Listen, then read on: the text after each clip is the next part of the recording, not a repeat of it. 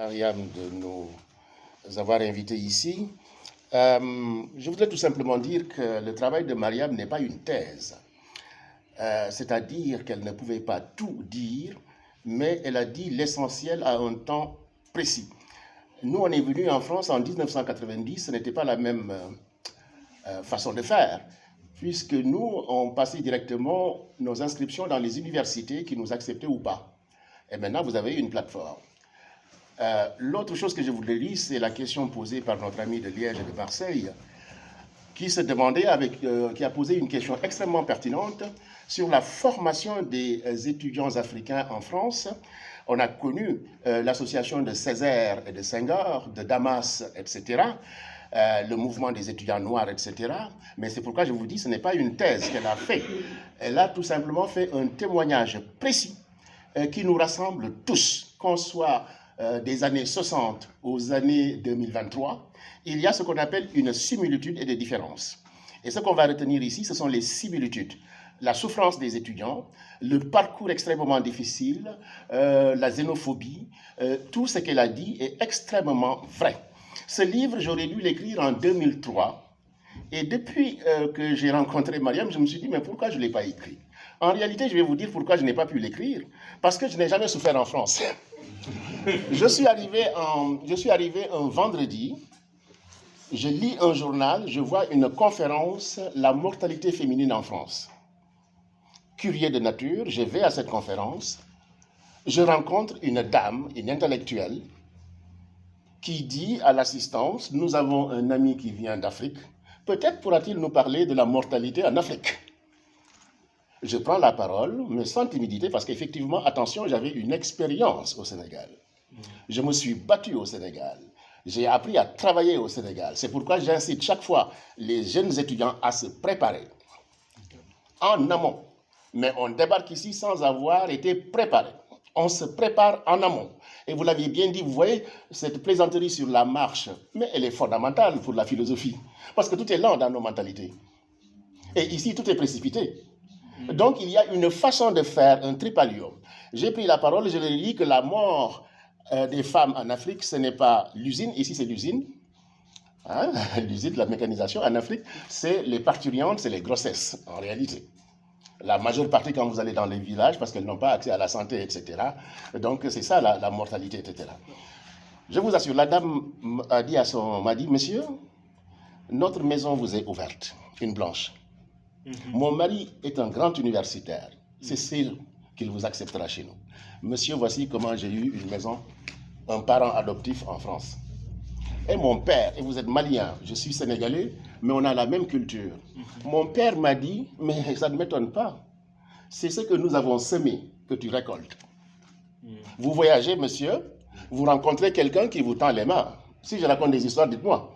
Dans nos traditions, si vous connaissez très bien les traditions africaines, c'est ce qu'on nous dit.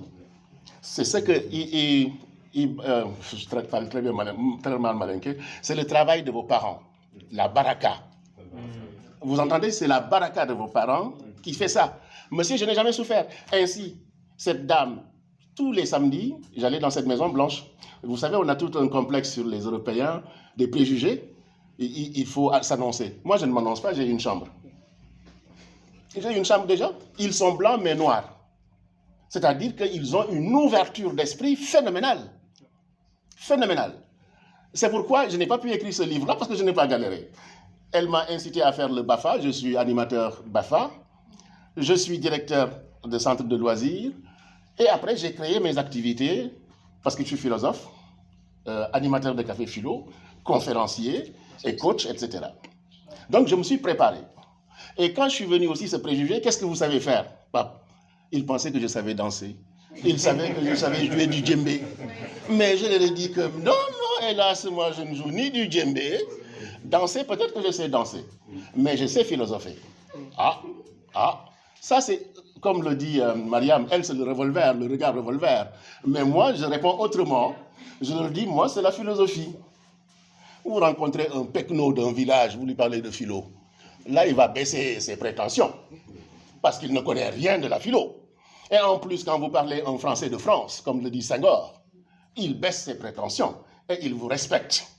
Donc il y a une façon, et ce que je disais, Mariama a su taper ces Français-là qui lui ont posé des questions incongrues, mais sans lever la main, par son regard revolver, par son attitude, par son indifférence, etc. Et ça m'a beaucoup plu.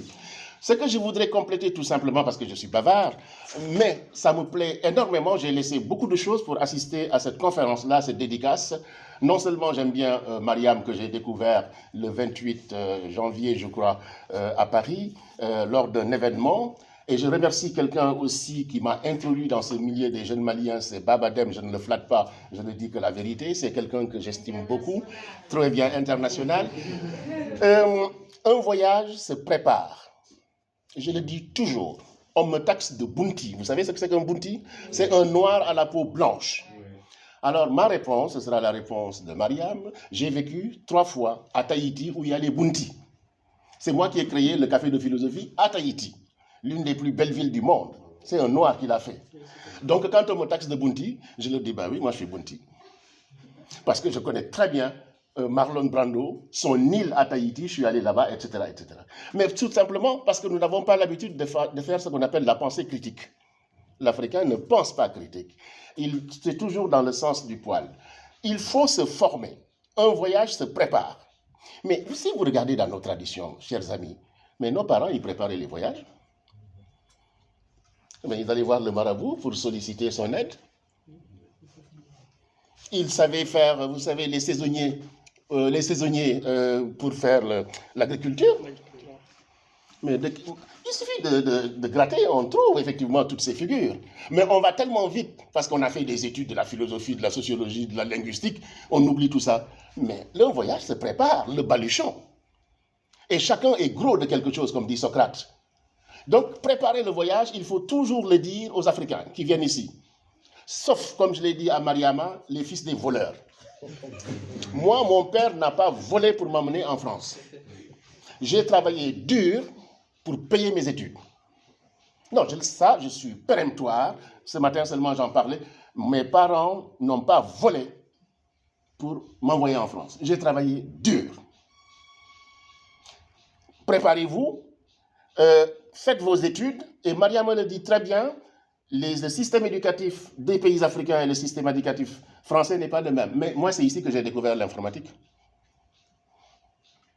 Préparez-vous, j'ai dit, préparez-vous, initiez-vous à l'informatique. C'est détail. Moi, je suis maître en karaté. J'ai enseigné le karaté ici, chers amis, pour gagner ma vie. Vous voyez ces petites choses-là que j'ai accumulées pour avoir une expertise.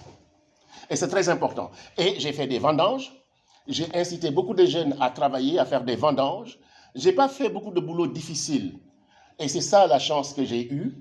Mais je connais très bien le système, comment vivent les étudiants africains. Et Mariam le dit, il y a un tabou, c'est la santé mentale. Et ça, il faudra l'ajouter, il faudra beaucoup y penser. Vous avez vu Adisso, je crois, la Sénégalaise qui a eu des soucis.